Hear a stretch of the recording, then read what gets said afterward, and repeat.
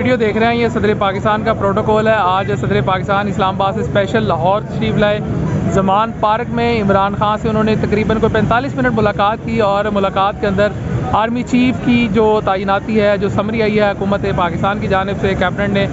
दो नाम जो हैं वो अप्रूव किए हैं और उनकी तरफ से जो दो नाम आए हैं, इसमें लेफ्टिनेंट जनरल आसिम मुनीर को आर्मी चीफ बनाने के हवाले से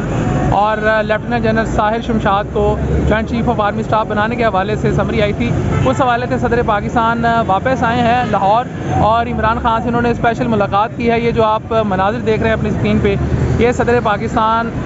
का प्रोटोकॉल है और यहाँ पे आज ज़मान पार्क में मामूल से हट के सिक्योरिटी जो है वो हमें दिखाई दी। और ये फवाद चौधरी साहब को आप स्क्रीन पे देख रहे हैं, उन्होंने गुफ्तगू करते हुए कहा कि आज मुलाकात के अंदर जो है वो अहम मुशावरत की गई है। इस हवाले से सदर पाकिस्तान की जानिब से ईवान सदर से 6:30-7 बजे जो है वो सरकारी हैंड आउट